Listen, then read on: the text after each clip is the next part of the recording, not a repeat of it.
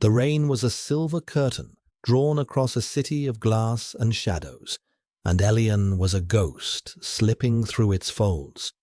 Cold had settled deep in his bones, a familiar ache that had been his only constant for months. It was a different cold from the sterile chill of the labs, the calculated absence of warmth that had defined his existence. This was an organic cold, a living thing that seeped through the threadbare wool of his coat and clung to his skin like a second, unwelcome self. He tasted iron on his tongue, fear, exhaustion, the metallic tang of the failing suppressant patch hidden beneath his collar. It was a slow, ticking clock counting down to his undoing. The scent, his scent, was a traitor locked within him, a perfumed scream waiting to betray his location to every predator in the neon-drenched labyrinth of Viridia's lower sectors. He was not just an Omega. He was an anomaly, a weapon honed in silence and secrecy, and the men who had made him were patient hunters. They called him Asset 7. He had once believed that was his name. He pressed himself into the slick, algae-kissed brick of an alleyway, the rasp of the rough surface a grounding sensation against his cheek. His breath plumed in the air, a fragile white cloud swallowed by the perpetual twilight. The rhythmic pulse of a distant bass line throbbed through the soles of his worn boots, a heartbeat for a city that never slept. But over it, he could hear them. The clean, efficient sounds of the directive's enforcers, the whisper-quiet hum of their grav-dampened boots, the faint crackle of encrypted comms. They were closing the net. The scent of ozone, a precursor to his own unraveling power, prickled at the back of his throat. A low, keening panic began to build in his chest, a frantic bird beating its wings against the cage of his ribs. He had to run. He had to disappear. But there was nowhere left to go. The alley was a dead end, a moor of darkness and discarded refuse that offered no escape. He was trapped, a cornered animal, heart hammering, a frantic rhythm against the unyielding wall of his fate. The footsteps stopped at the mouth of the alley. Two silhouettes, featureless against the garish glow of a holographic advertisement that flickered between a synthetic beverage and a political candidate's sterile smile. They did not rush. They were confident, machines of flesh and bone programmed for retrieval. Elian squeezed his eyes shut, a futile prayer dying on his lips. The cold of the lab, the white rooms, the dispassionate voice of Director Vance cataloguing his failures. It all came rushing back, a tidal wave of memory that threatened to drown him. He would not go back. He would not be a tool again. He would rather die here, in the grime and the rain. Then a new sound.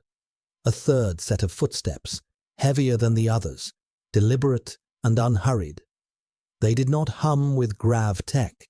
They crunched on the broken pavement with an archaic, solid weight. A different kind of predator had entered the hunting ground.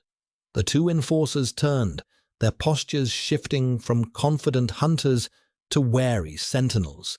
A low voice, impossibly calm and resonant, cut through the hiss of the rain. It was a voice like polished obsidian, smooth and dangerously sharp. "You are trespassing on hegemony territory." The words were not a question. They were a statement of fact, an invisible line drawn in the wet concrete. A tense silence followed, broken only by the city's endless sigh. Elian risked a glance, peering from the deepest shadows. A man stood framed by the alley's entrance, a monolith in a perfectly tailored black coat that seemed to drink the light around it. He was tall, broad-shouldered, his presence an anchor of absolute authority in the chaotic street. Even from a distance, Alien could feel the crushing weight of his designation. An alpha. Not just any alpha, but one whose power was a palpable force, a pressure against the very air. The enforcers hesitated, their clinical efficiency faltering in the face of this raw, territorial power. "Our quarry is a corporate asset," the first one said, his voice a synthesized monotone. "It is a matter of internal security." The tall man took a slow step forward, the light catching the silver at his temples and the hard line of his jaw.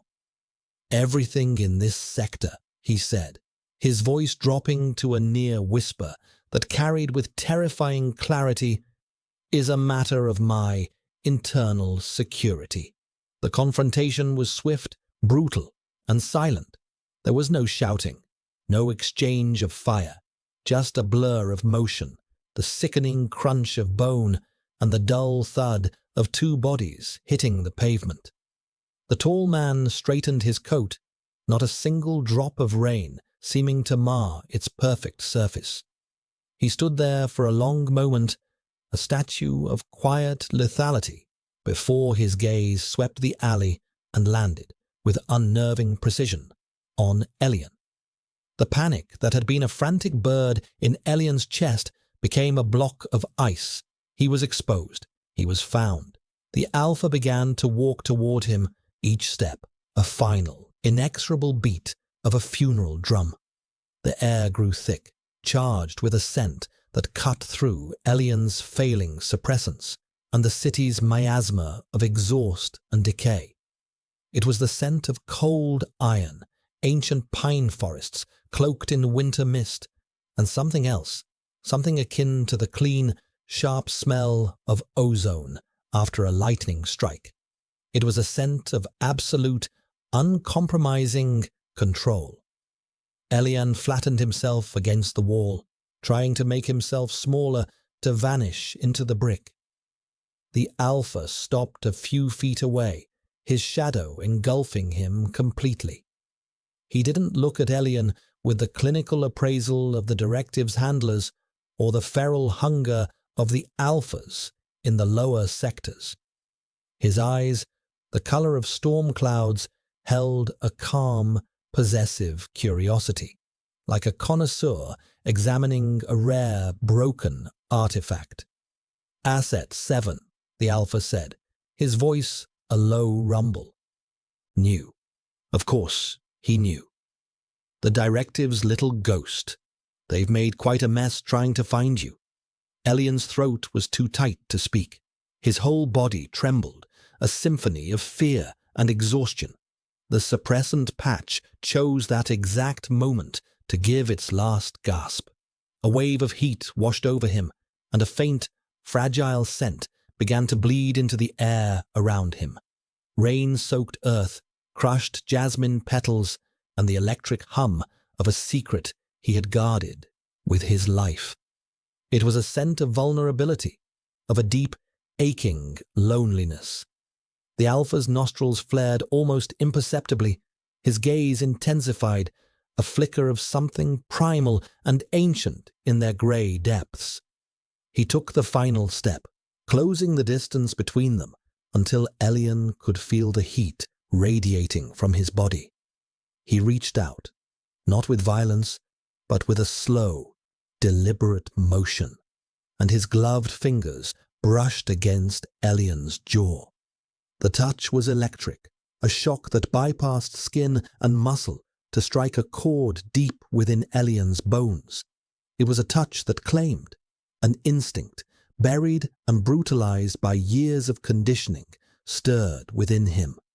A horrifying, treacherous part of him wanted to lean into that touch, to surrender to the overwhelming power that promised a terrible kind of safety. The alpha leaned closer, his voice a silken command that wrapped around Elian's very soul, bypassing reason and logic to sink into the marrow of his being. "They are not getting you back," he murmured, his breath a warm ghost against Elian's cold skin. "From this moment, your life is mine." And to Elian's profound and utter horror, his body, the long-betrayed vessel of his spirit, did not fight. It did not recoil. It shivered, and in the deepest, most secret part of itself, it agreed. The world dissolved into a smear of rain and neon as Elian was led from the alley.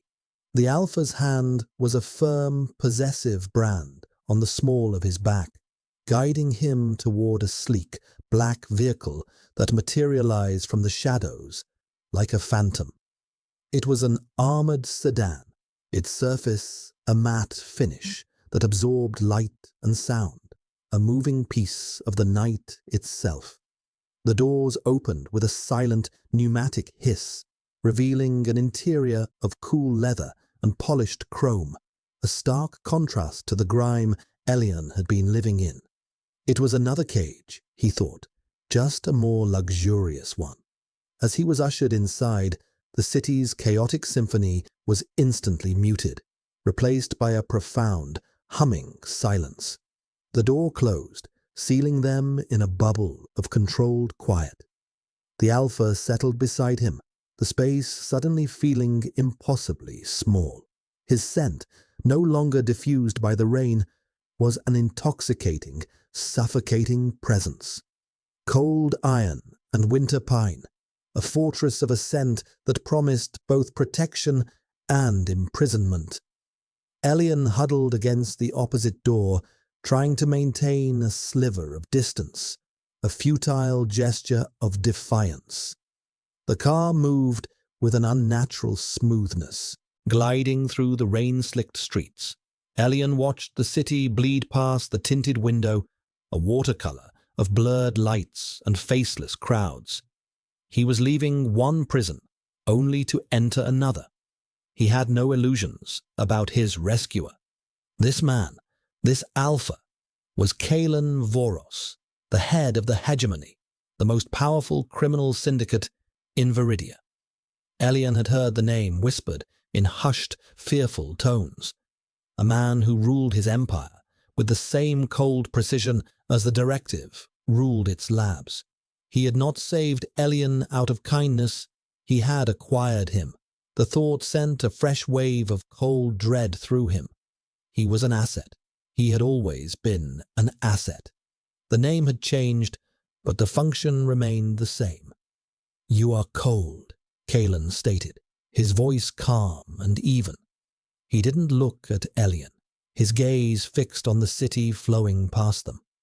Without waiting for a response, he reached across the space and draped his heavy coat over Elian's shivering frame.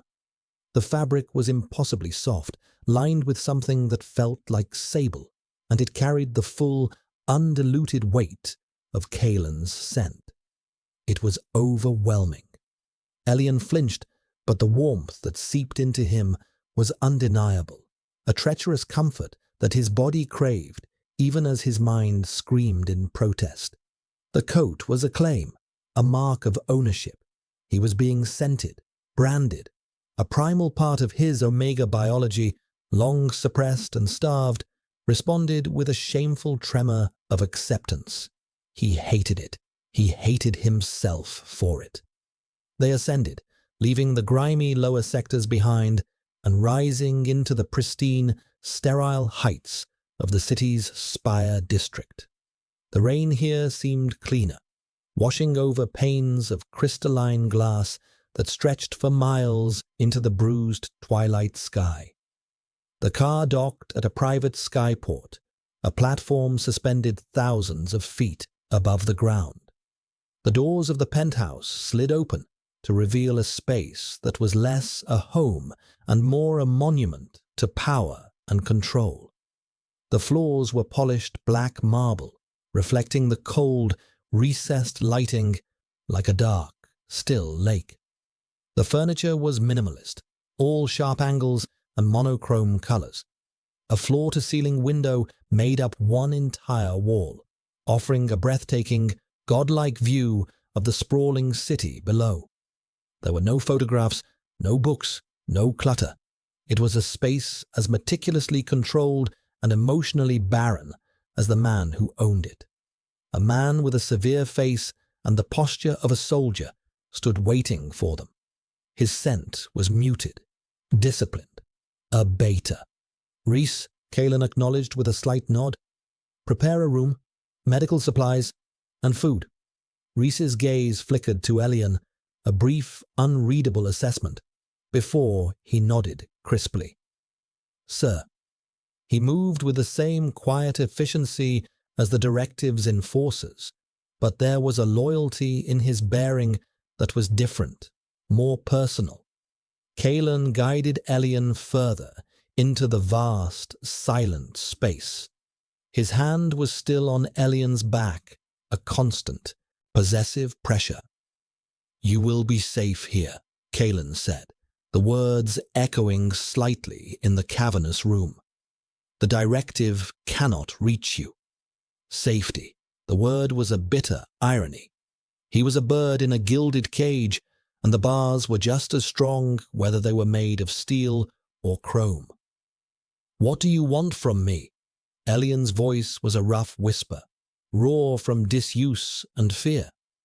Kalen finally turned to face him fully. In the stark lighting of the penthouse, Elian could see the details of his face, the fine lines around his eyes that spoke of vigilance, not age, the faint scar that cut through one dark eyebrow, the absolute stillness of his expression. He was handsome in a severe, classical way, like a statue carved from granite. "For now," Kalen said, his storm-grey eyes boring into Elian's, "I want you to stop running. I want you to eat, and I want you to understand your new reality." He reached out and gently, almost clinically, removed the spent suppressant patch from Elian's neck. The gesture was shockingly intimate. Elian flinched back, a gasp escaping his lips. Without the patch, his scent, fragile as it was, began to unfurl more strongly into the sterile air, rain-soaked earth and jasmine, a scent of wild, untamed things in a space that was anything but. Kalen's expression remained unchanged, but a muscle feathered in his jaw. "There is no need to hide what you are here," he said, his voice a low command. "Not from me." He dropped the useless patch onto a chrome side table. It lay there, a small, pathetic symbol of Elian's failed freedom. "Your past is irrelevant. Your training, your designation, they are ghosts. You belong to the hegemony now. You belong to me." The words were a hammer blow, each one reinforcing the bars of his new prison. But beneath the fear, beneath the rage and the despair, that treacherous biological instinct stirred again. A deep, resonant part of him, the part that had been starved and punished for years, heard Kalen's words not as a threat, but as a promise of stability, of an end to the running, a promise of belonging, no matter how twisted the terms. The conflict was a physical agony, a tearing within him. His mind, honed by the directive to be a weapon of analysis and control, saw every angle of the trap he was in. But his body, his Omega nature, was simply tired of fighting. It craved the anchor of a dominant alpha. It craved the terrible simplicity of surrender. And as Kalen Voros stood before him, an avatar of absolute power, Elian felt his own will begin to fray, his own body betraying him with a deep, shuddering sigh of resignation. The days that followed blurred into a strange, disorienting rhythm of silent observation and clinical care. Elian was given a suite of rooms that were as luxurious and sterile as the rest of the penthouse. The bed was a vast expanse of white linen that smelled faintly of kaolin, of iron and pine. The clothes laid out for him were made of soft, dark cashmere and silk, a shocking indulgence against his skin. Reese brought him meals on silent feet, trays of perfectly prepared food that tasted like ash in his mouth. He ate because he was commanded to, his body's needs now subject to the same external control he had always known. He felt like a ghost haunting the opulent prison, his reflection a pale, hollow-eyed stranger in the polished chrome surfaces and dark glass. He spent hours standing before the great window, watching the city breathe and pulse below. He could see the lower sectors, a chaotic tangle of lights where he had been running for his life, and he could see the orderly, glittering spires of the elite. He was suspended between two worlds, belonging to neither. Kaylan was a constant, peripheral presence. He worked from a stark office adjoining the main living area, the quiet clicks of a datapad the only sound for hours on end. He never raised his voice, he never moved with haste. His control was absolute, extending from his vast criminal empire to the very atmosphere of his home. He would watch Elian, his grey eyes analytical, assessing. It was a familiar feeling, being observed, catalogued. But Kaylan's gaze was different from the directives. It was not entirely dispassionate. There was a possessive heat to it, a subtle intensity that made the fine hairs on Elian's arms stand on end. One afternoon, Kaylan entered the living area where Elian was standing by the window. He didn't speak, simply came to stand beside him, his formidable presence a solid wall of heat and power.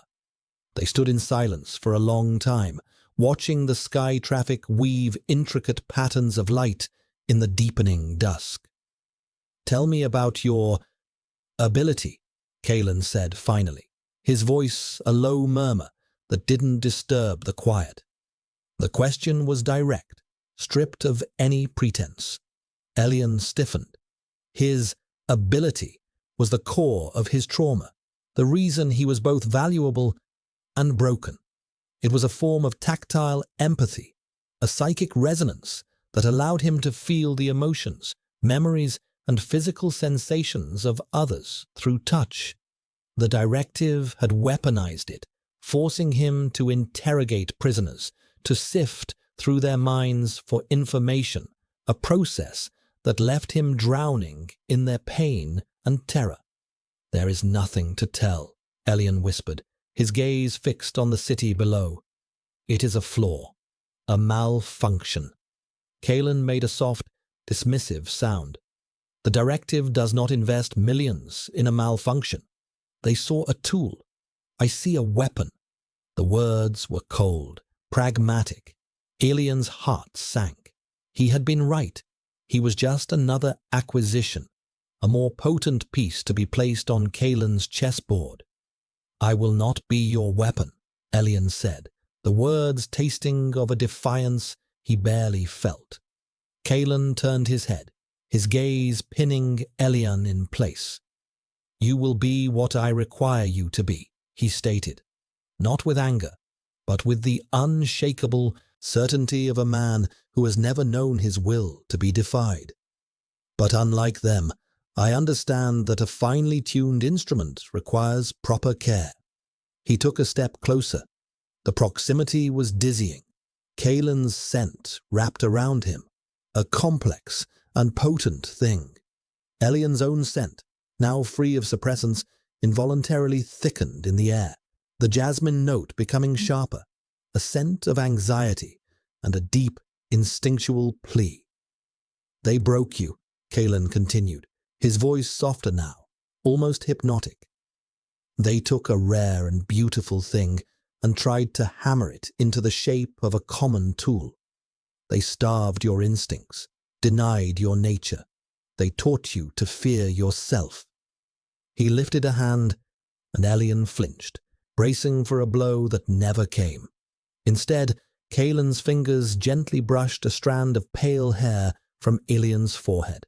The touch was feather-light, yet it sent a tremor through Elian's entire body.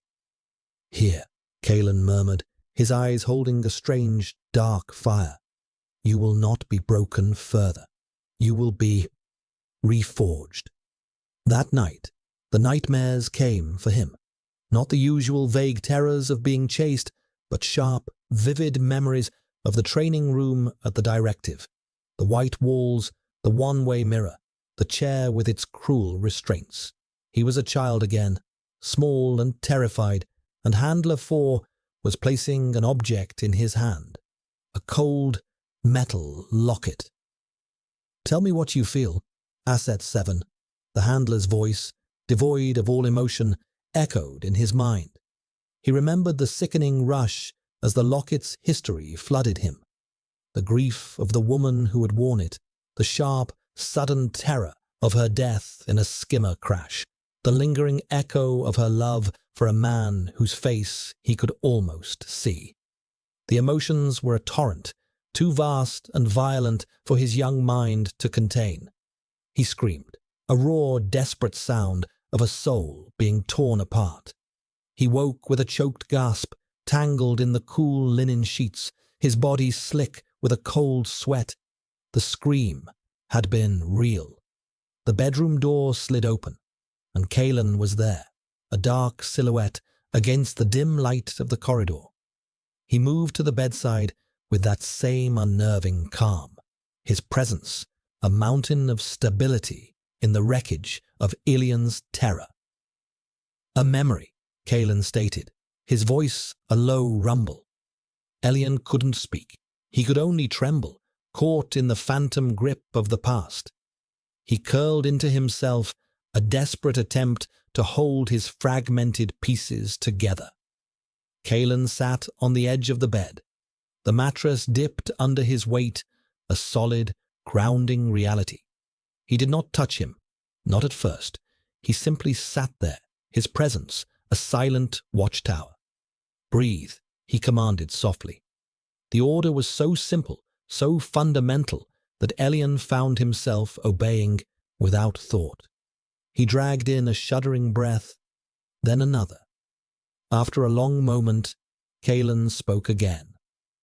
"They used objects," he said, his voice laced with a cold contempt that was, surprisingly, not directed at Elian. Crude, inefficient, forcing a torrent when a trickle would suffice. He understood. He understood the mechanics of it, if not the horror. Then he did something unexpected. He reached out and placed his hand, warm and heavy, over Elian's ankle, on the one small patch of skin exposed by the tangled sheets. The contact was shocking. It was not a claim of ownership this time, or a clinical examination.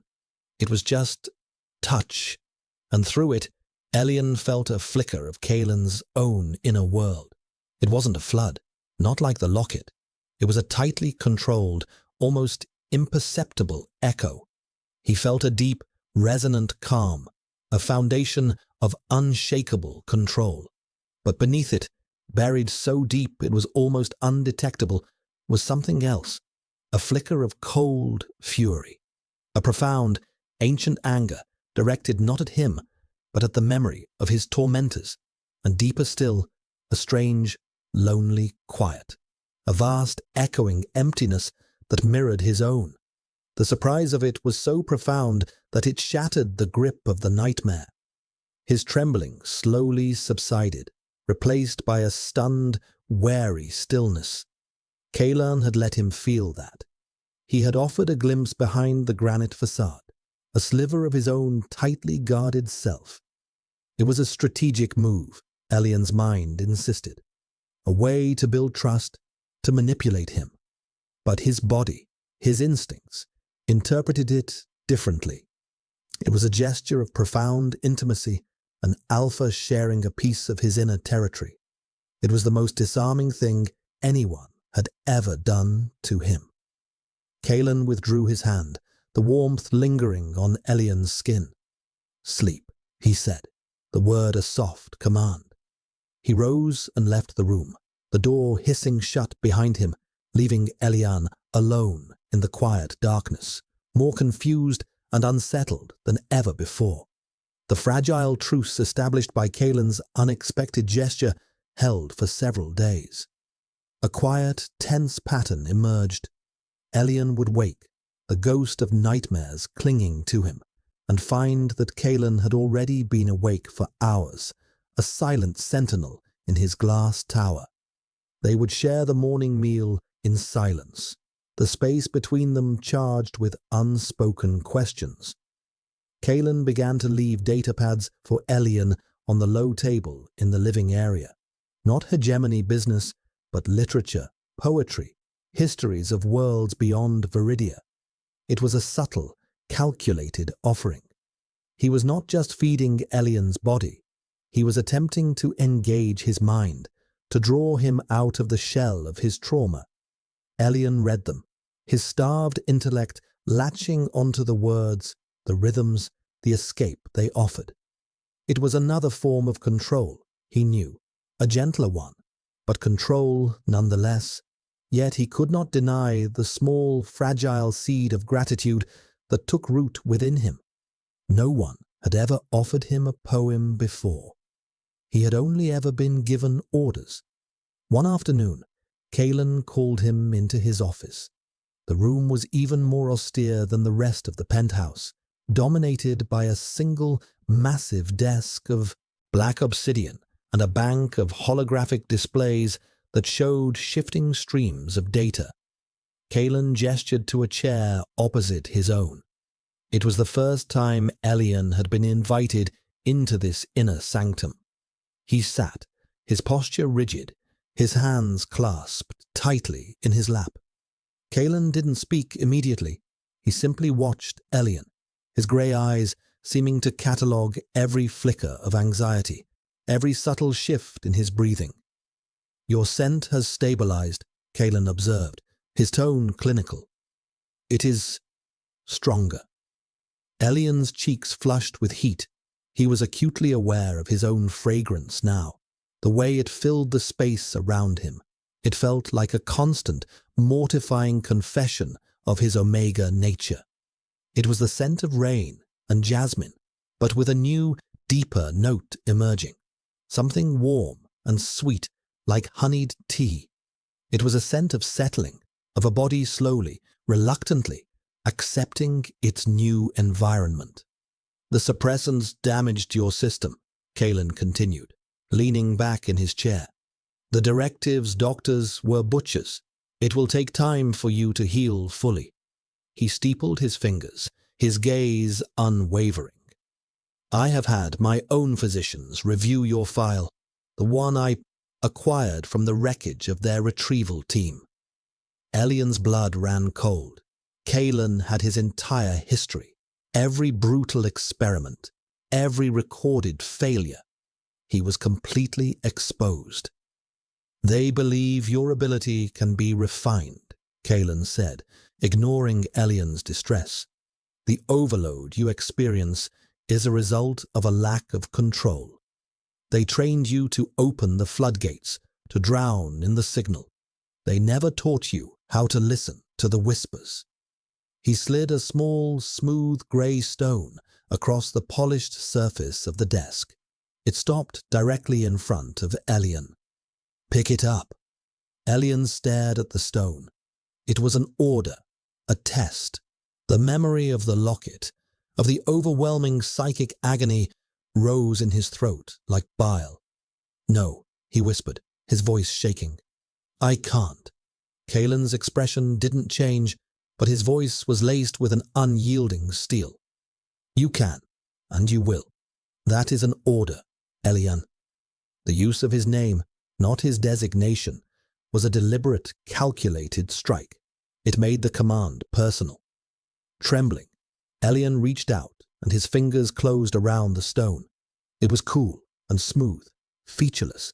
He braced himself for the psychic onslaught, for the history of the rock, the pressure of the earth, the memory of the river that had smoothed its edges. But nothing happened. There was no flood, no echo, no pain. There was only silence, a profound and utter quiet.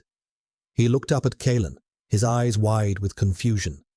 "The stone is from a meteor," Kaelin explained, his voice calm.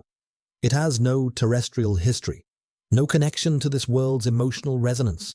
It is a blank slate. I want you to hold it and focus, not on receiving, but on projecting. Push your awareness into it. Find its center. Feel its coldness, its journey through the void. Do not let it speak to you. You speak to it. This was a completely new concept. The directive had only ever trained him to be a passive receiver, a living sensor array. The idea of actively controlling the flow of his power, of projecting it, was terrifying and revolutionary. Elian closed his eyes. He held the stone, his knuckles white. He tried to do as Kalen instructed, to push his consciousness outward, to follow the thread of his own energy into the silent heart of the rock. At first, there was nothing, just his own frantic pulse, the sound of his breathing in the quiet room. He felt a familiar surge of panic, the sting of failure. "You are fighting yourself," Kalen's voice cut through his rising anxiety. "You are afraid of what you are. Stop fighting. Let it flow. Guide it." Elian took a shaky breath and tried again. This time, he didn't force it. He imagined his awareness as a trickle of water seeping into the stone's microscopic fissures. He felt the dense, crystalline structure, the alien composition. He felt the deep, ancient cold of interstellar space clinging to it, like a memory. And then, he felt something else, a faint, almost undetectable hum. It wasn't an emotion or a memory. It was Kalen. A thread of Kalen's immense, controlled consciousness was wrapped around the stone, a silent, guiding pressure. He was using his own formidable will to create a psychic buffer, a dam that prevented Elian from being overwhelmed, leaving only a small, controlled channel for him to explore. He was teaching him. A wave of dizziness washed over Elian. He opened his eyes, a gasp escaping his lips. He had done it. He had touched an object without being consumed by it. He had exercised a sliver of control. The realization was staggering, a tiny spark of light in the vast darkness of his trauma. He looked at Kalen, 1,000 questions in his eyes. For the first time, Kalen's severe expression softened, almost imperceptibly at the edges. A flicker of something that might have been satisfaction or even pride warmed his gaze. "Good," he said, the single word of praise landing with more weight than 1,000 platitudes. "That is enough for today." He retrieved the stone, his fingers brushing Elian's. The contact was brief, but the now familiar jolt of awareness passed between them. This time, Elian didn't just feel Kalen's control and his anger. He felt the deep, focused concentration he was expending to shield him. The sheer power Kalen was wielding so subtly was immense. It was a power that could crush minds, and he was using it to build a shield. The training sessions became a daily ritual. They started with the stone, Elian learning to push his awareness into it to map its silent, alien contours. Then they moved to other objects, simple things from the penthouse with minimal emotional history. A crystal glass, a piece of polished chrome. Kalen was always there, a silent, powerful presence. His own psychic energy, a constant grounding buffer that allowed Elian to explore his abilities without fear of drowning. He was a patient, exacting teacher. He pushed Elian to his limits, but never beyond them. He demanded focus, discipline, and control. It was a different kind of conditioning from the directives, not about breaking his will, but about sharpening it. For the first time in his life, Elian began to see his ability not as a curse, but as a part of himself that could be understood, even mastered. The nightmares began to recede, replaced by a deep, dreamless exhaustion. He was healing, slowly, painfully. The bond between them deepened with each session. It was not a bond of affection, not yet. It was something more primal, the connection between a master craftsman and his unique, challenging material. But it was also the bond between a teacher and a student, and something more intimate still. During one session, Kalen placed a small, intricately carved wooden bird in Elian's hand. The object had history. Elian could feel it immediately, a faint whisper of emotion. He tensed, ready to pull back, but Kalen's voice was a calm anchor. Do not fight it. Let it in, but do not let it consume you. Build a wall around the echo. Observe it, but do not become it. Elian focused, using the techniques Kalen had taught him. He allowed the emotion to seep in, a gentle, wistful sadness, a memory of a woman with kind hands carving the wood on a winter afternoon.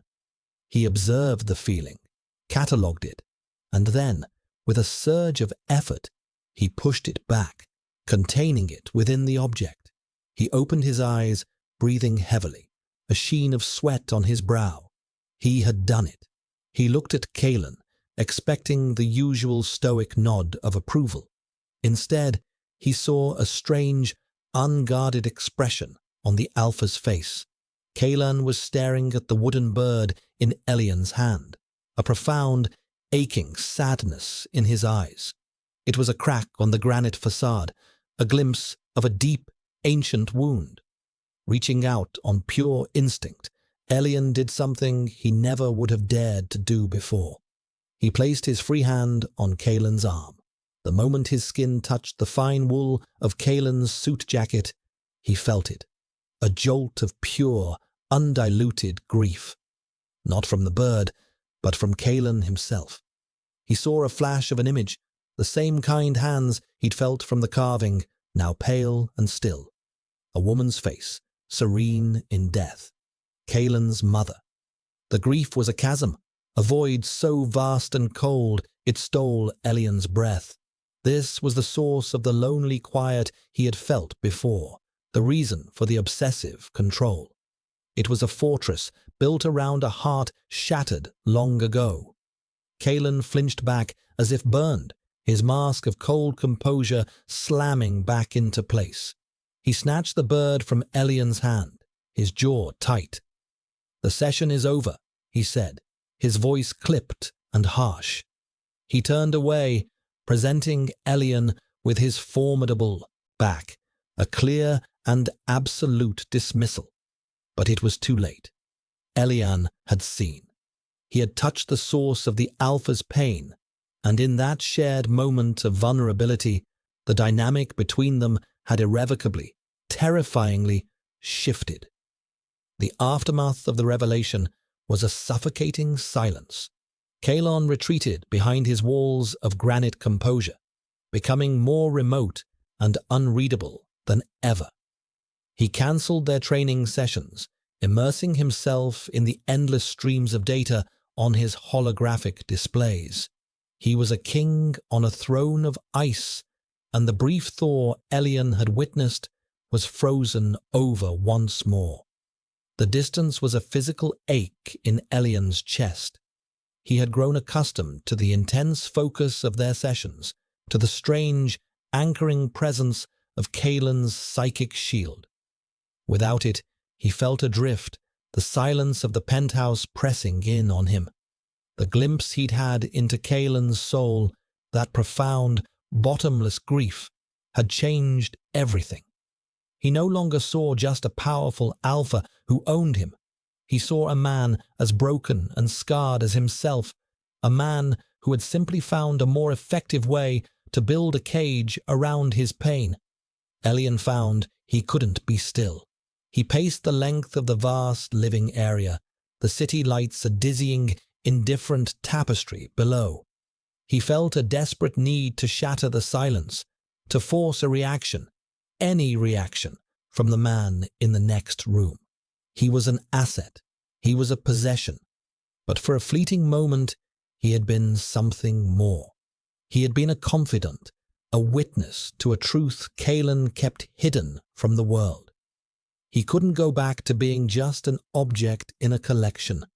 Finally, driven by an impulse he didn't fully understand, he walked to the door of Kalen's office and entered without permission. Kalen didn't look up from his desk. The air in the room was cold, charged with a tension that was almost palpable. "You were dismissed," Kalen said, his voice flat and devoid of emotion. "I'm not one of your subordinates you can dismiss with a word," Elian replied, his own voice trembling but firm. The defiance, so long dormant, was stirring to life. That got Kalen's attention. He slowly raised his head, and his storm-grey eyes fixed on Elian.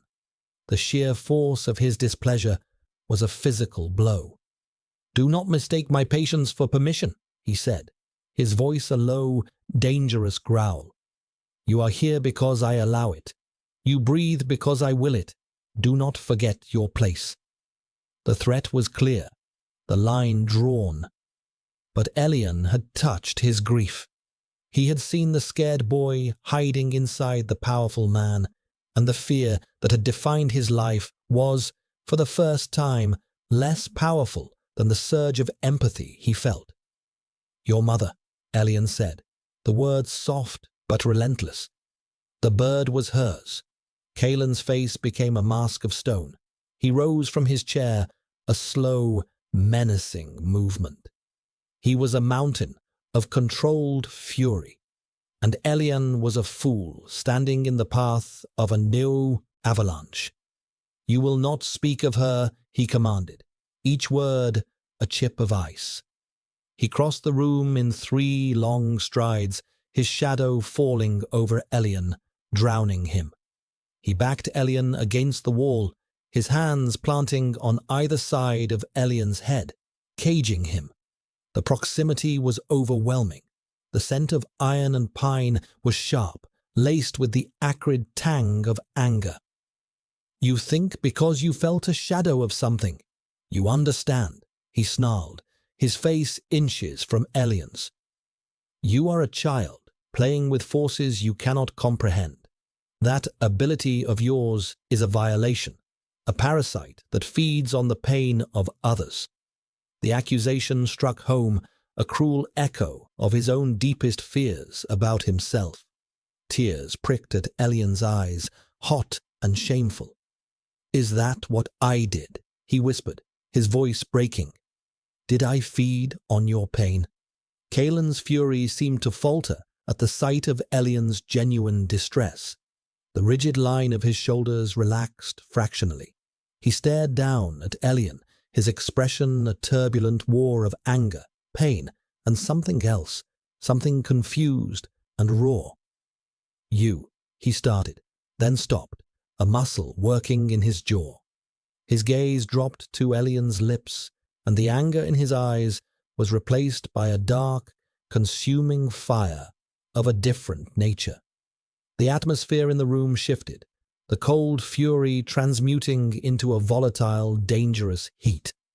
Elian's breath hitched, his own scent, a traitor to his fear, sweetened in response to the alpha's proximity, the jasmine and honey notes deepening into a heady, intoxicating perfume. It was an invitation, a surrender. Kalen seemed to fight a war with himself for a long, torturous moment. Then, with a low groan that sounded torn from the depths of his soul, he surrendered. He crushed his mouth to Elian's. The kiss was not gentle.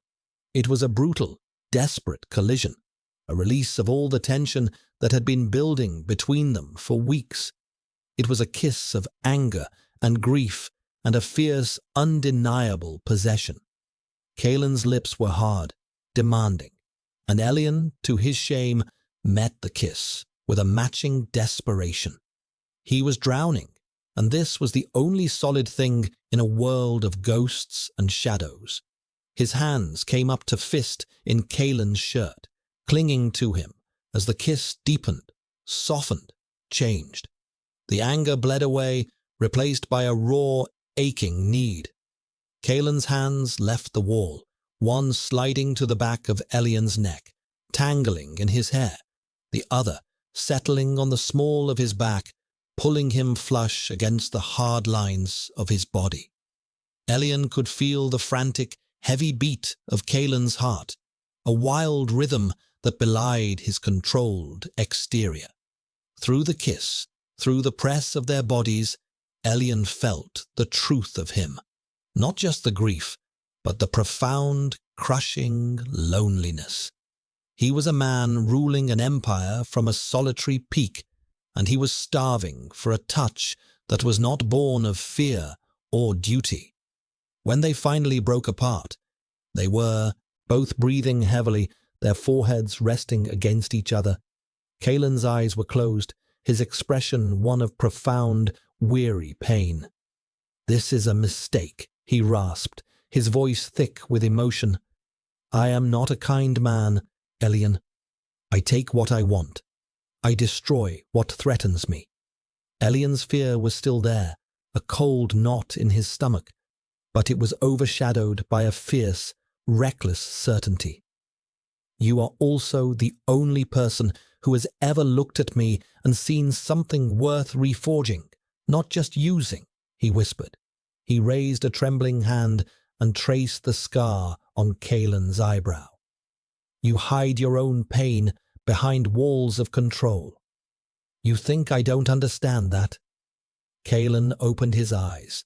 The storm in them had calmed, leaving a raw, vulnerable stillness. He did not pull away from Elian's touch.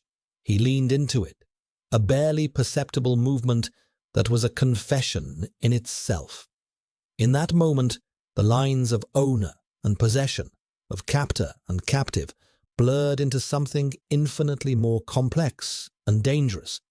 They were two broken halves of a whole, two solitary souls who had, against all logic and reason, found a mirror in the other's darkness.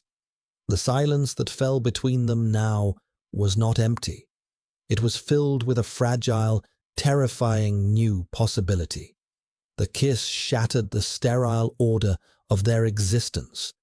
The invisible walls between them and between the rooms of the penthouse crumbled. Kaelin no longer confined himself to his office. His presence filled the entire space, a constant, magnetic pull on Elian's senses. The training resumed, but it was different now. The clinical distance was gone, replaced by a charged intimacy. When Kaelin placed his hand over Elian's to guide his focus, the touch lingered. When Elian successfully shielded against a particularly strong emotional echo from an object, Kaelin's quiet "good" was delivered from inches away, his breath warm against Elian's ear, sending a shiver down his spine. They spoke more, not just of Elian's abilities, but of other things. Kaelin would talk about the complex politics of the city's underworld, his words painting a picture of a brutal, elegant game of strategy he played with unmatched skill. He never spoke of his past, of his mother, but the grief was no longer a locked room. It was a shadow that lived in the quiet moments between them, a shared, unspoken understanding. Elian, in turn, found his voice. He began to talk about the directive, not the trauma, but the small, stolen moments of his life there. He spoke of the way the light had looked through the reinforced glass of his cell at dawn, the one beautiful thing in his sterile world. He described the hum of the facility's life support, a sound he had learned to read like music, discerning the shifts in power that meant a new experiment was beginning. He was not just recounting facts, he was sharing the fabric of his soul. And Kaelan listened with an unnerving, focused intensity. He was learning Elian, memorizing him as if studying a complex, vital piece of intelligence. One evening, as a storm raged outside, Rattling the great window, the power in the spire flickered and died. For a few heartbeats, they were plunged into absolute darkness and silence. The city below vanished. Elian's breath caught in his throat, the sudden sensory deprivation, a terrifying echo of the isolation chambers at the directive. Panic, cold and sharp, seized him. Before the terror could take root, a warm, solid hand found his in the darkness. Kalen's grip was firm, grounding. "The emergency generators will engage in 10 seconds, Kalen's voice came, calm and steady beside him. "Breathe with me."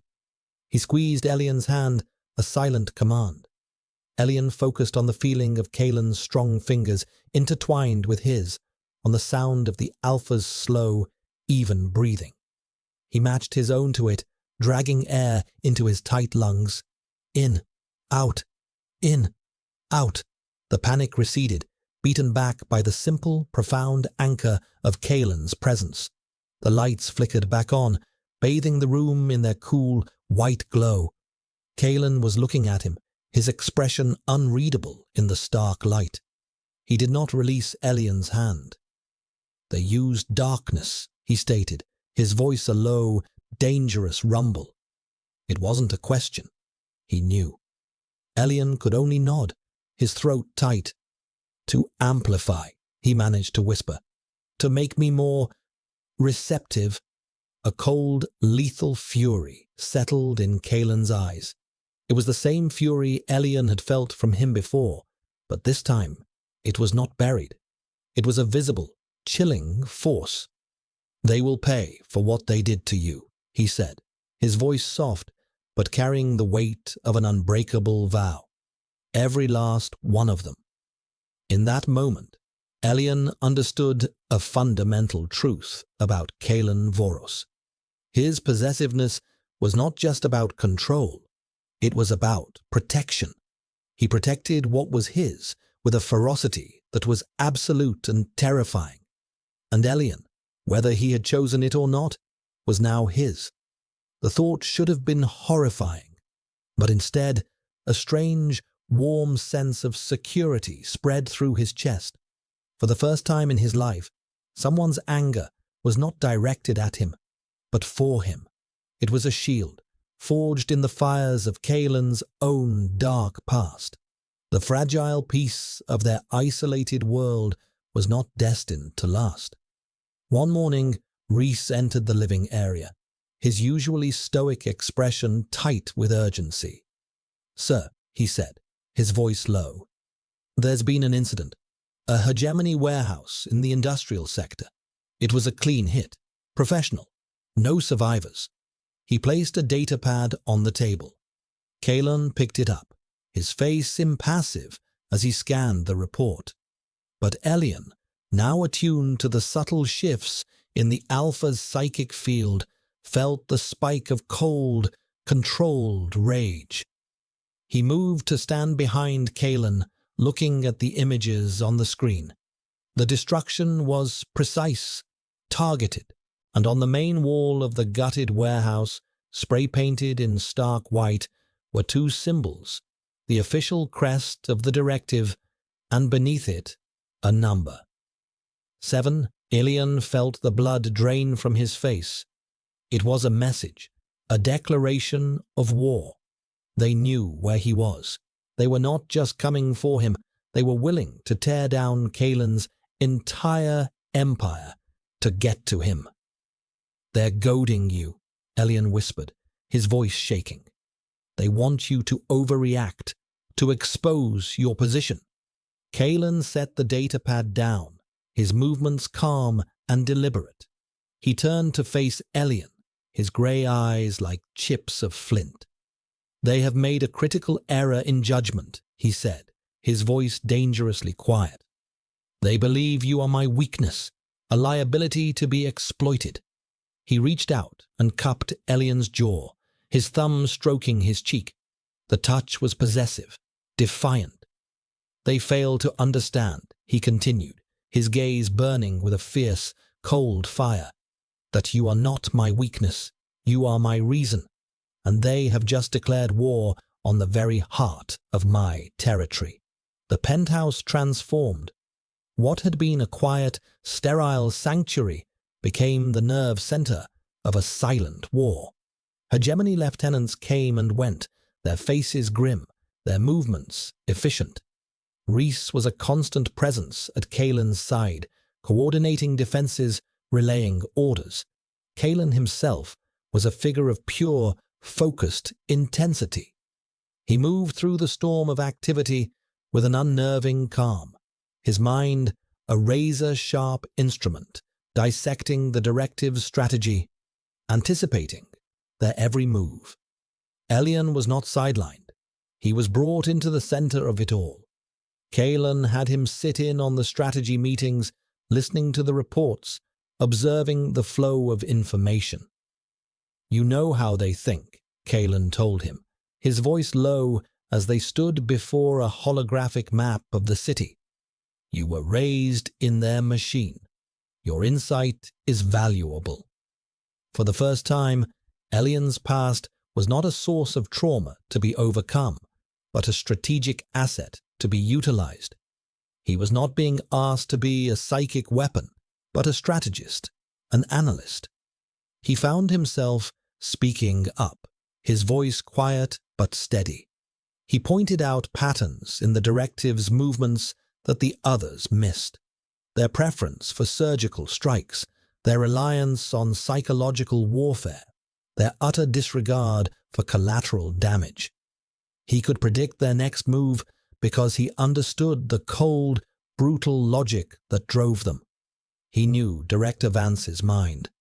And as he spoke, he saw a new look in Kalen's eyes.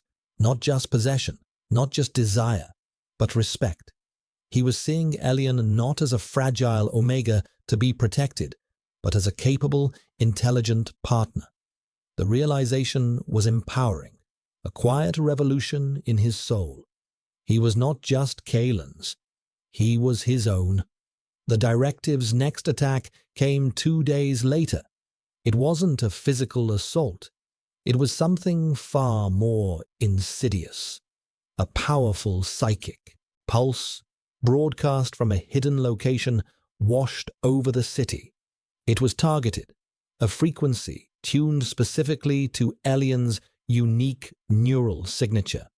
It slammed into him with the force of a physical blow. The world dissolved into a cacophony of white noise and blinding light.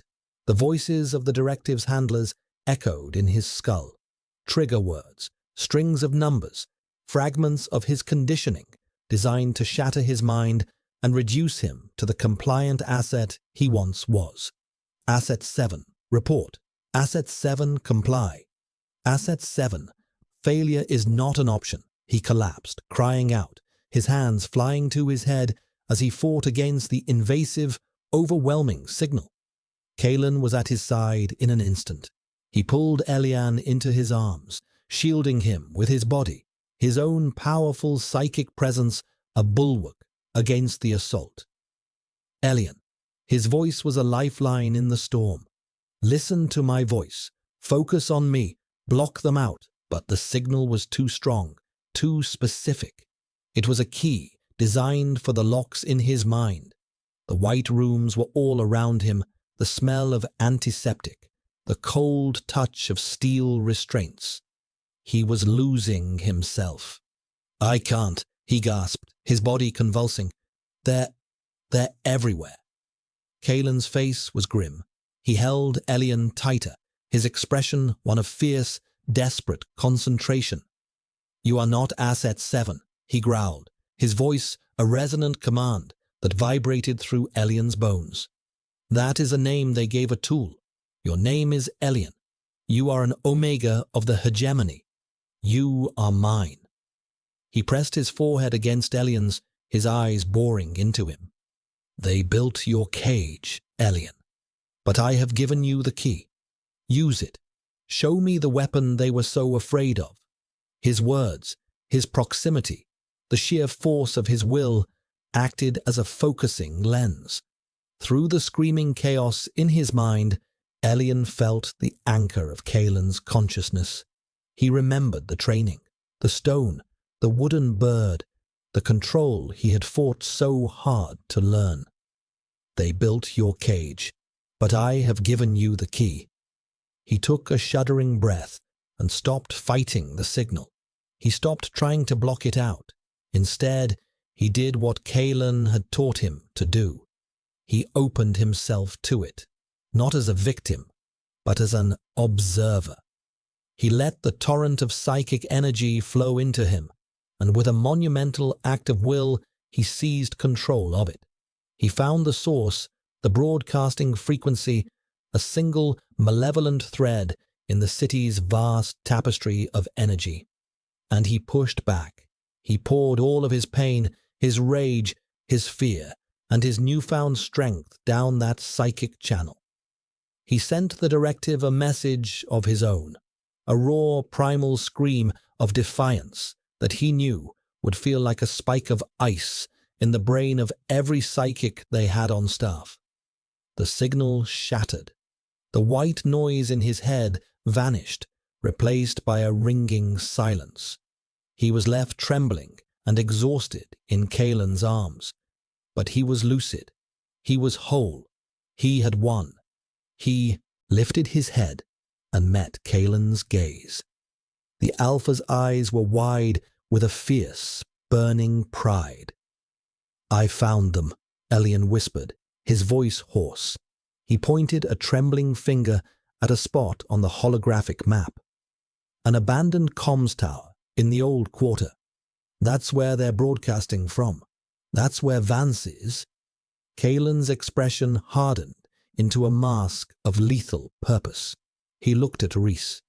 "Prepare my guard," he commanded, his voice like the striking of a death knell. "We are ending this. Tonight." He then looked back at Elian, his grip gentle but unbreakable. "And you," he said, his voice dropping to a low, intimate murmur, "are coming with me." The ride to the old quarter was a descent into the city's forgotten heart. The sleek, armored vehicles of the hegemony moved in a silent, deadly convoy through derelict streets and crumbling architecture, a stark contrast of futuristic lethality against a backdrop of decay. Elian sat beside Kalen in the lead car, the quiet hum of the engine a counterpoint to the frantic beating of his own heart. He was not afraid. The terror that had been his constant companion for so long had been burned away in the crucible of the psychic attack, replaced by a cold, clear focus. He was no longer running from his past. He was driving toward it, intent on its annihilation. Kalen had not spoken a word since they left, but his presence was a solid, reassuring weight beside Elian. He had one hand resting on Elian's knee, a simple gesture of possession and support that anchored Elian to the present moment. The comms tower was a skeletal finger of rust and concrete pointing accusingly at the perpetually overcast sky. Directive enforcers were positioned around its base, their white armor gleaming unnaturally in the gloom. The battle began without a word. Kalen's guards, the elite Onyx Guard, moved with a brutal, synchronized grace, melting from the shadows to engage the enemy. The night erupted in flashes of contained plasma fire and the sickeningly quiet thumps of silenced weapons. It was a ballet of death, efficient and merciless. Kalen did not join the fray immediately. He stayed with Elian, his body a shield, his gaze sweeping the battlefield, directing his forces with subtle hand signals and clipped commands into his comlink. "Vance is inside," Kalen said, his voice a low rumble in Elian's ear. "He will have his personal guard. The path to him will be the most difficult. He will expect you to fight your way up," Elian said, his mind racing, piecing together the tactical puzzle. "He thinks in straight lines. He's arrogant. He believes his position is unassailable." He looked at the tower, not just at its physical structure, but at the flow of energy around it, the psychic residue of its occupants. But there's a weakness, a maintenance conduit. It runs up the exterior of the building. It's shielded from most senses, but not all. I can feel it. It's quiet. Kalen followed his gaze, his eyes narrowing in calculation. He trusted Elian's insight without question. "Reese," he commanded into his comm. "Create a diversion at the main entrance. Full assault. I want every gun they have pointed at that door." He turned to Elian. "The two of us will take the conduit. We cut the head from the snake." It was a reckless, dangerous plan, and it was perfect. The climb was dizzying. The conduit was a narrow, precarious path up the side of the colossal structure, the wind whistling around them, threatening to tear them from their handholds. Kalen moved ahead of Elian, his strength and agility astonishing. He moved with the confidence of a predator in its natural environment, securing lines, testing holds, always keeping himself between Elian and the long drop below. Elian followed, his focus absolute. He was not just climbing, he was extending his senses, feeling his way through the tower's electronic and psychic defenses. He guided them past hidden motion sensors, redirected the patrol patterns of internal drones with faint psychic suggestions, and cloaked their presence in a small bubble of psychic static. He was the key, and Kalen was the hand that turned him. They were a single, functioning unit, two halves of a weapon. They entered the tower near the top, slipping through a ventilation grate into a silent, deserted corridor. The air here was cold, sterile, and smelled of antiseptic and ozone, the scent of Elian's childhood. A wave of nausea, a memory washed over him, but he pushed it down, his resolve hardening. Kalen placed a steadying hand on his shoulder, his presence a silent question. Elian met his gaze and nodded. He was ready. The control room was just ahead. The heavy blast doors slid open to reveal Director Vance, standing before a bank of monitors, his back to them. He was a tall, thin man in a pristine white uniform, his posture rigid and precise. He did not seem surprised. "Asset 7, Vance said, his voice the same passionless monotone from Elian's nightmares. He turned slowly. His face was unremarkable, ascetic, his eyes a pale, watery blue, completely devoid of emotion. "And Kalen Voros, I confess I underestimated the degree of your attachment. A sentimental flaw." Two heavily armed guards, clad in the same white armor as the enforcers outside, stepped forward, their weapons raised. But before they could fire, Kalen moved. He was a blur of black, a phantom of violence. The fight was over in seconds. Two clean, silent takedowns. Kalen straightened, not a single hair out of place, his cold gaze fixed on the director. Vance's expression did not change. He seemed utterly unconcerned by the death of his guards. "Crude," he commented, with clinical disdain, "but effective. You see, Asset 7, the primal nature of the Alpha, all instinct and violence. We tried to lift you above that." He took a step toward Elian, his pale eyes holding a chillingly hypnotic quality. "But the conditioning is still there, isn't it? Buried deep. A back door I built into your mind." He spoke a string of nonsensical words, a trigger phrase Elian hadn't heard in years. "Alabaster, River, 17, silence." For a horrifying moment, it worked. A jolt of pure agony shot through Elian's skull. His legs buckled. The world tilted, the white walls of the lab superimposing themselves over the control room. He felt the phantom sensation of restraints on his wrists, He was a child again, helpless, his mind a plaything for his masters. Vance smiled, a slight, cruel upturn of his lips. You see, you will always be ours, a broken, beautiful machine that answers to its creator. But then, a voice cut through the psychic static. Kalen's voice, not a shout, but a low, resonant growl, right beside his ear. Elian, look at me. Elian forced his head up, his vision swimming. Kalen was there, a dark, solid anchor in the swirling vortex of his memory. He wasn't looking at Vance. He was looking only at Elian, his grey eyes burning with an intensity that was more powerful than any conditioning. He is not your creator, Kalen said, his voice a vow. He is your jailer, and you are no longer a prisoner. Remember what you are. Remember what we are. He didn't touch Elian. He didn't need to. Their connection was already forged, a bond that went deeper than skin.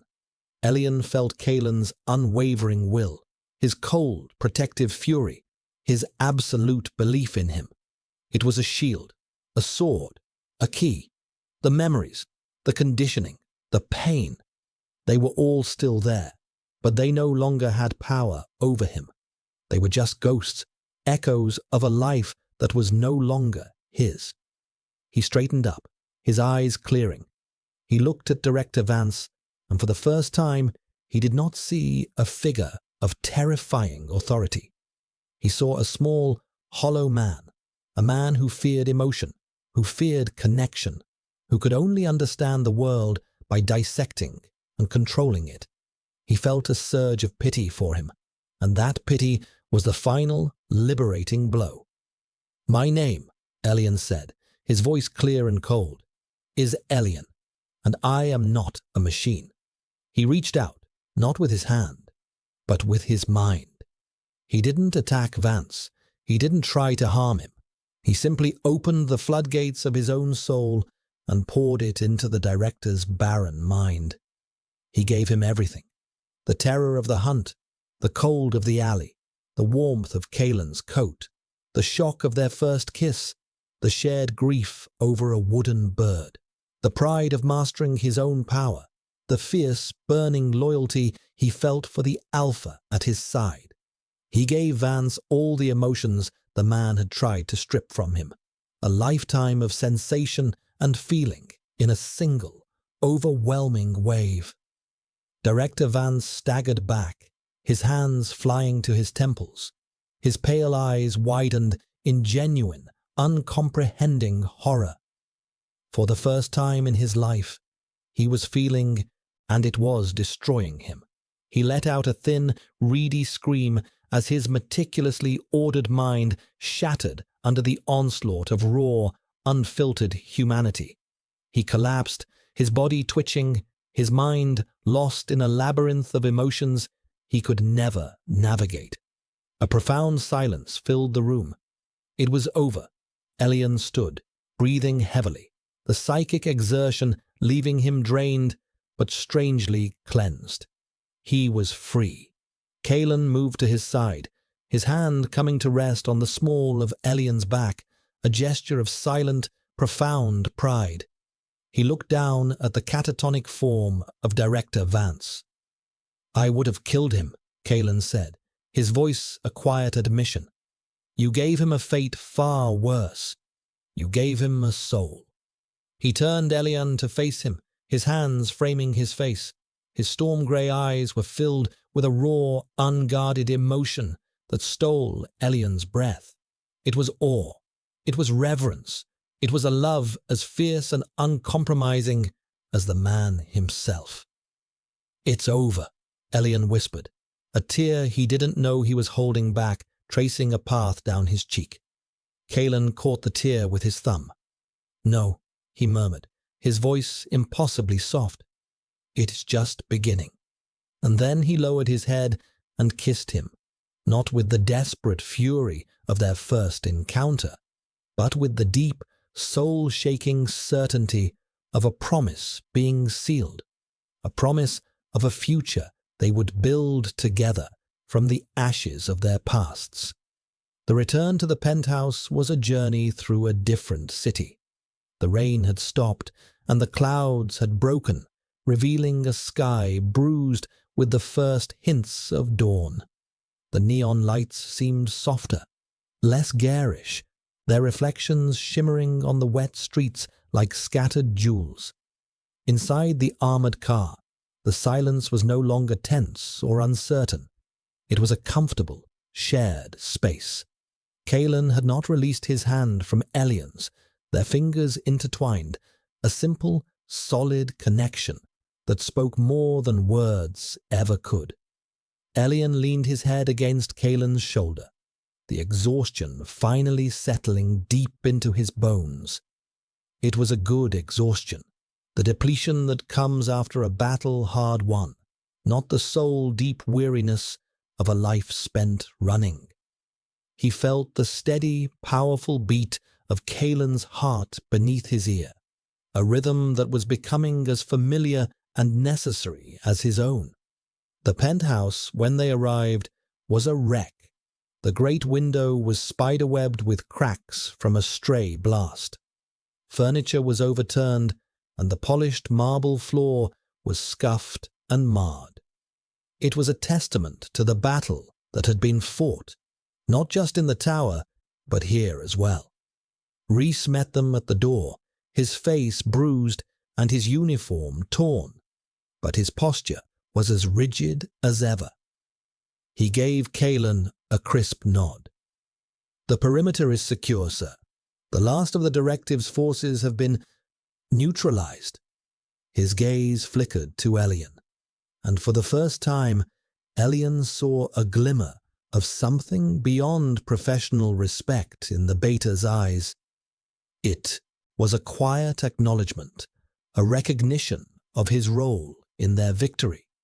Kalen dismissed him with a quiet word, and then they were alone, standing in the ruins of Kalen's perfectly controlled world. "They scarred your home," Elian said softly, tracing one of the cracks in the window with his eyes. Kalen looked around the disordered room, his expression unconcerned. "It is just glass and stone," he said, his voice a low murmur. He turned his gaze back to Elian, his eyes intense. "It can all be replaced. It is of no consequence." He reached out, his hand gently cupping Elian's cheek, his thumb stroking the pale skin. "Are you unharmed?" The question was soft, laced with a genuine concern that made Elian's heart ache. He was so accustomed to being assessed for damage, for his utility, that this simple inquiry into his well-being was almost overwhelming. "I am whole," Elian whispered, and he realized with a jolt that it was the truth. The broken pieces of himself had not been magically fixed, but they had been gathered, acknowledged, and forged into something new, something stronger. He was covered in psychic scars, but he was no longer fragmented. Kalen led him away from the main room toward his own private quarters, a part of the penthouse Elian had never seen. The bedroom was as minimalist as the rest of the apartment, dominated by a large, unadorned bed and another massive window that looked out over the awakening city. The rising sun was painting the sky in shades of violet and rose, the light spilling into the room, chasing away the last of the shadows. Kalen guided him to the edge of the bed and gently pushed him down to sit. He knelt before him, his movements fluid and graceful, and began to unlace Elian's worn boots. The gesture was so unexpected, so tender, that Elian could only watch, his throat tight with unshed tears. An alpha of Kalen's stature, a king in his own right, kneeling to perform such a simple, menial act of care. It was an act of service, of devotion, a complete upending of the power dynamic that had once defined them. "Kalen," Elian breathed, his voice thick. Kalen didn't look up. He carefully removed the boots and began to massage Elian's cold, aching feet, his large, warm hands working with a surprising gentleness. "When I first saw you in that alley," Kalen said, his voice a low, rough murmur, "I saw a beautiful, broken thing that I wanted to possess, a rare weapon my enemies had foolishly discarded." He finally lifted his head, his grey eyes raw and vulnerable. "I was wrong. I saw you as an asset, just as they did. But you are not an asset. You are not an experiment. You are the eye of my storm, the stillness at the center of my world." He took Elian's hands in his grip firm and warm. "The first time I told you your life was mine, it was a claim of ownership, a declaration of my power over you." He paused, his gaze searching Elian's, holding him captive in a way no physical restraint ever could. "I say it to you now, and I mean something different. Your life is mine to protect. It is mine to cherish. It is mine to share, if you will have it."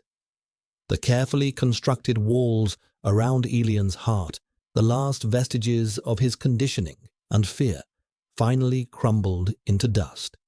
Tears streamed freely down his face, not of sorrow or pain, but of a profound, soul-shaking release. He slid from the bed to his knees, meeting Kalen on the floor, and framed the alpha's face with his own trembling hands. He felt the faint rasp of stubble, the solid bone beneath, the warmth of his skin. "And your life," Elian whispered, his voice choked with emotion, "is mine. Your pain is mine. Your loneliness is mine to fill." The promise was a mirror of Kalen's own, an offering of equals, of partners. Kalen's impassive facade finally broke completely. A look of pure, unadulterated love transformed his harsh features, softening the lines, warming the storm in his eyes until they were the color of a gentle morning sky after the rain. He leaned in and kissed Elian, a kiss of infinite tenderness and profound gratitude. It was a kiss that sealed their vow, a silent contract written on their souls. It was a kiss that tasted of new beginnings, of a future that was no longer a terrifying unknown, but a shared horizon. They stayed like that for a long time, kneeling on the floor as the sun rose over Viridia, two solitary figures who had found their sanctuary not in a place, but in each other.